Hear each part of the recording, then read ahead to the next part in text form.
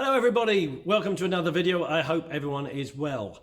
Today's clip features the Bolton bomber himself, Mark Barton. Mark's got 35 years of Muay Thai and karate experience, and today he's going to be showing us his interpretation of the famous Five Swords Kata. If you like what we're doing on the channel, please consider subscribing, and if you enjoyed this video, smash that like button. Have fun.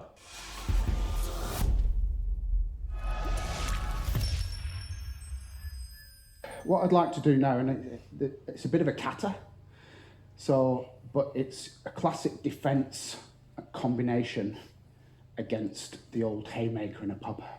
If you're trying to get out of the way of them, you're right on the end of where all that leverage is, and if that clips you, you're out. So my idea is get into it. So at least if they're going to hit you, they're only hitting you with this part, and there's less leverage than that part. Just do a slow motion haymaker for me. So I stepped into that. My elbow came up to stop that coming around, and I was striking at his bicep. Okay. So I've turned my body, that knee's coming that way, to protect me. If I try and do it from here, I've got a good chance this is going to give me one right in the nads, which is not comfortable. So as you're doing that, you're stepping into it and you're turning that. You've got to land these two parts of your hands, and you get into the habit of tensing your hands up like that. That becomes a pretty effective weapon, right? So you're basically stepping into it like that. So that's blocked from there. Straight away, this is striking up to there. This hand stays here because you're still controlling this arm. You could grab it if you wanted to, but just you find striking that, usually that would be enough. A lot of people go down off that because you'll see the lights go out. I'll just break that down again a little bit more. So that's your one movement, and don't forget, like you're almost stamping that in like a, right? And this is your tikatane kind of move where you're snapping them through, and then this is the same. It's coming up from here. You're snapping that through to the cartoid. Okay, your next move after this. So you've done 1, 2. Your next one is a palm strike. So with your palm strike, same again with your obi should be flicking through. So you've done that, and it's a little step to the side from that one. So you're stepping through, and it's a palm strike. Do the palm strike to the nose, to the chin. I'm really trying to get that head back. So you've got that 1, 2, 3.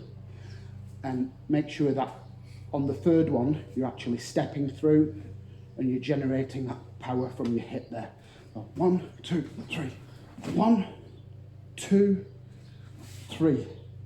You see that little step, how I slide through there? 3. 1, 2, 3. That's a little step to the side. When you've done that third one, always make sure you've got that up there, because if you don't quite connect, and he's coming up with that, so your guards should always be up, goes without saying. That, it's quite hard to generate power for that next knife hand from there, and it's not really a powerful strike, that one. It's more of just a flick to open them up. It'll hurt. You get one of them right on the cartoid, it really hurts. But the idea of opening them up, and it's kind of put the head back off balance, ready for you to chamber up with that little step, and that palm strike what comes up from there. And the palm strike is chambered from here, and it's that little spiral movement through your hips, and you're striking upwards. It's not like a striking forward, you're striking up. So you're generating your power with this back hip and pushing it through, and that's your final little strike. From there, once you've got that strike, comes a bit of footwork, right? Which means sliding through, and we're going for an uppercut to the floating rib, right? Same again with that uppercut, it's all in the hip. So, done that. You slide through again, and an uppercut to the floating rib. This hand's still up here, protecting your head. Right. 1, 2, 3, and this one is a little slide round to the side and chamber it up from there. 1, 2, 3, 4. This is commonly known as the 5 swords, these being your swords. That's your first one, that's your second one, that's your third, right? That's your fourth, which is not technically a sword, it's a sledgehammer, but it still works.